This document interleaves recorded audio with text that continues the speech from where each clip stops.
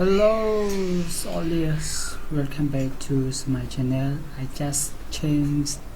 name my channel BNTK. I write short just name and full name the same my old channel Bonoise TK. Yes, I nó cứ dùng trong bằng hành một phía kia đặc biệt này caបង្កើតនៅការ stream video game នៅលើ page ហើយនៅ YouTube របស់អ្នកទាំងគ្នាឲ្យមានលក្ខណៈច្បាស់ HD ហើយមានភាពងាយស្រួលដោយយើងគ្រាន់តែប្រើនៅខ្សែឆ្នាំងសាកយើងធម្មតាជាមួយនឹង smartphone Android ដោយយើងមិនចាំបាច់ទិញ adapter ថែមក្នុងដល់លុយអញ្ចឹងកម្មវិធីហ្នឹងវាមានឈ្មោះថា Power Miner អញ្ចឹងក្នុងកម្មវិធីហ្នឹងបើអ្នកគ្នាអាចចូល download នៅក្នុង description របស់ខ្ញុំបានដើម្បីវា full version បើសិនជាអ្នកគ្នា download កន្លែងផ្សេងអត់ទេត្រូវការទិញដោះអញ្ចឹងជាដំបូងខ្ញុំចូលទៅក្នុងកម្មវិធីហ្នឹងហើយខ្ញុំទីមួយខ្ញុំមិត្តប្រុសគ្នាត្រូវ download កម្មវិធី Power Miner នៅលើកុំព្យូទ័រហើយទី2ត្រូវ download កម្មវិធីហ្នឹងមកលើទូរស័ព្ទដៃនេះអានេះមិត្តប្រុសគ្នាក៏ទៅចូលក្នុង Play Store មកហើយយើងវាយពាក្យថា Power Miner ចេញពេលមិត្តប្រុសគ្នាចូលទៅក្នុងហ្នឹងហើយ set up វាឲ្យអស់អញ្ចឹងអត់ត connect បានទេអញ្ចឹងមិត្តប្រុសគ្នាអាចចូលទៅក្នុង setting ហើយយើងចូលទៅ about phone កន្លែង about phone មិត្តប្រុសគ្នាចុចកន្លែងហ្នឹង2ដងហើយ3ដងចុច3ដងវានឹង load ចេញអានេះឲ្យវាក៏ name អញ្ចឹងពេលមិត្តប្រុសគ្នាចុចចូលហ្នឹងហើយយើងគ្រាន់តែចុចចូលដល់កន្លែងហ្នឹងមក USB ហ្នឹងមាន load ឲ្យយើងបើកកន្លែងនេះចូលកន្លែងយើងចូលកន្លែងនេះវិញបន្ទាប់ពីអាហ្នឹងហើយយើងចាប់ដើមចូលនៅកន្លែង privacy 1 security 2យើងសម្លឹងមើលថាហ្នឹងវាមានអីប្រើទូរអត់ YF មានអីទេយើងចូលមើលកន្លែងមួយទៀតដែលគេដាក់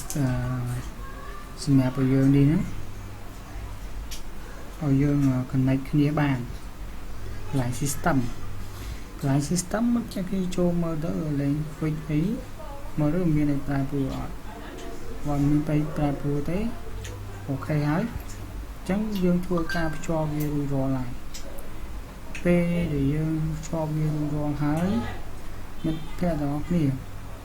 ចាប់ផ្ដើមដោតទូរស័ព្ទហ្នឹងស្នេះយើងដកចេញបាត់ហើយអញ្ចឹងវាត្រូវដោតវាជាមួយនឹងកុំព្យូទ័រនោះអញ្ចឹងវានឹងចូលហើយពេលចូលវានឹងចេញសញ្ញាយើងចូលបើសញ្ញាវានឹងលោតសញ្ញាបែបនេះហើយឲ្យយើង start now មើលទៅឃើញអញ្ចឹងចុច start now វានឹង connect ជាមួយនឹងទូរស័ព្ទរបស់យើងបន្ទាប់ពីអាហ្នឹងហើយមិត្តប្រុសគ្នាចុច enable មកផ្លាប់អូខេអញ្ចឹងមិត្តប្រុសគ្នាអាចភ្ជាប់បានហើយនៅលើហ្នឹងហើយបន្តមកទៀតយើងត្រូវ set up ជាមួយនឹង OBS នេះយើងចុច yes មកយើងធ្វើការ set up ជាមួយនឹង OBS យើងមានភាពងាយស្រួលអូខេអញ្ចឹងមិត្តប្រុសគ្នានេះ capture video game ហើយយើងយកពាក្យនេះមួយមកយើងយកពាក្យ Power Miner មកបន្ទាប់មកយើងនឹងចុច OK មកវាចេញហើយបន្ទាប់ពីចុចអានឹងហើយ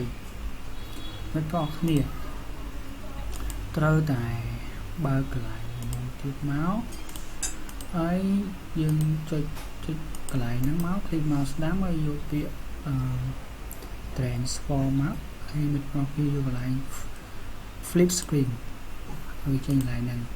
អញ្ចឹងបន្តមកមិត្តប្រុសគ្នាចូលបើកនៅ video game ពេលដែលបើក video game វានឹង load នេះវានឹងបញ្ជូនពីទូរស័ព្ទយើងទៅកាន់កុំព្យូទ័រអញ្ចឹងនេះមិត្តប្រុសគ្នាចូលកន្លែង Miner ប្រិយវាធំមកនេះហ ហើយយើងជួយចូល over ចឹងវានឹង load ធុងស្មើស្អាតតែម្ដងគេហើយយើងចុច update ណាមកអូខេនេះបើ update គេចឹងបន្តពីរូបដល់ហើយបងប្អូនអាច design ចូល design frame design តាមនឹងមកហើយមិនប្រហែលចាប់ដើម record start record ឡើងនេះមកចឹងយើងអាច play game លើ computer យើងបានហើយយើងអាចលេងជាមួយនឹងទូរស័ព្ទដែរដល់យើងមិនចាំបាច់ទិញ adapter អស់ដូចច្រើននេះយើងប្រើតែឆ្លាតសារយើងហើយសូម click ជួយ subscribe ហើយ link ហ្នឹងគឺខ្ញុំដាក់នៅខាងក្រោម description របស់ខ្ញុំកុំភ្លេចចូលទៅ download ទាំងអស់គ្នាផងដើម្បីឲ្យយើងមានភាពងាយស្រួលលេង game ជាមួយនឹងទូរស័ព្ទដៃភ្ជាប់ទៅកុំព្យូទ័ររបស់គ្នាដោយអត់គិតថ្លៃ Yeah bye bye